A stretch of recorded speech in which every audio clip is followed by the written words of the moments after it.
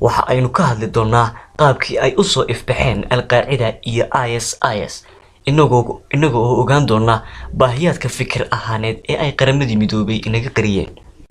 sanadkii 1979 midowgii Sovietku waxa ay weerar ku qaadeen Afghanistan si ay u qabsadaan kooxo dhalinyaro ah ayaa isbahaystay si ay ula dagaalamaan Sovietka, waxaana madax u noqday ururkaasi shakhsi hawlkar ah waqtigaasi wuxuuna ahaa Osama bin Laden, halka uu ku xigeenna u noqday Mus'ab al-Zarqawi, waana labada hoggaan ee Al-Qaacida iyo IS aasaasay.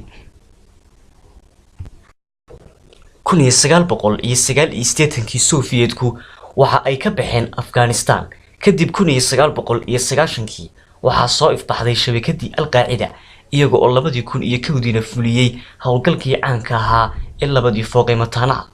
kadib dhacdadaasi Mareykanku waxa uu weerar ku qaaday Afghanistan si uu u ugaarsado Osama bin Laden iyo Al-Qaacida.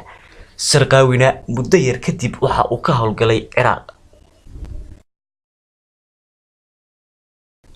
2 sanadood kadib Mareykanku waxa ay weerar ku qaadeen Ciraaq. George Bush waxa uu ku amray ciidankiisii in ay baabiyaan Ciraaq, balse Saddam Hussein ayaa hor istaagay amarkaasi. kadib UN-ku waxa ay u aqoonsadeen Saddam Hussein inuu yahay madaxweyne dictator ah. kadib Zarqawi waxa uu bilaabay in uu urursado kumanaan askari oo Sunni ah isagoo oo bal tilmaameysanayay Shiicada iyo Mareykanka.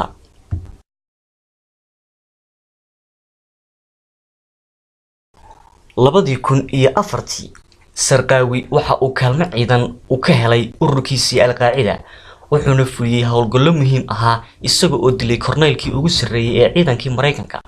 balse 2006 waxa la dilay Zarqawi, balse may baabi'in fikradiisii. 2011 Mareykanku waxa uu ka baxay Ciraaq, balse isla sanadkaasi oo lagu xasuusto sanadkii Carabta, Bashar al-Assad ayaa lagu kacay. kadib waxa sii socotay fikradii uu Zarqawi ka dhintay, shabakadiina waxay noqotay shabakad si hana qaada. Abu Bakr al-Baghdadi oo kamid ahaa ardaydii Zarqawi waxa uu madax u noqday shabakada isagoo bixiyay magaca ISIS, wuxuuna weerar aan kala joogsi lahayn uu ku qaadiyay ciidamadii Bashar al-Assad. muddo yar kadibna waxa uu saldhig ka samaystay Ciraaq isagoo dhammaan magaalooyinkiina kala wareegay ciidankii ku meel gaarka ah ee dawladda Ciraaq.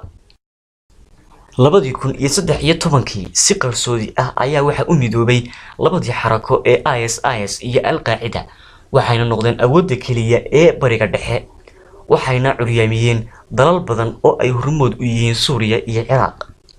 2014 xogaha khilaafa oo aan weynayn ayaa soo kala dhex galay maamulkii ISIS, balse hoos ahaan ayay u xaliyeen, manay jirin cid ogaatay. hadafka kaliya ee ay u dagaalamayaan ayaa ah in ay wada qabsadaan dhammaan dalalka Carabta, iyagoo oo rumaysan in ay diintii ka sii baxayaan. hamigooduna waa in ay wada qabsadaan bariga dhexe, waqooyiga Afrika, galbeedka Yurub iyo Aasiya iyo waqooyiga Mareykanka, waxayna diiradda saarayaan sidii ay ula midoobi lahaayeen shabakadaha kale ee maanta dunida ka jira. waana shabakada kaliya ee aan hogaamiyahooda xog iyo muuqaalba aan laga hayn. sanadada dhowna waxa la xaqiijiyay in ay Turkiga qabsan doonaan.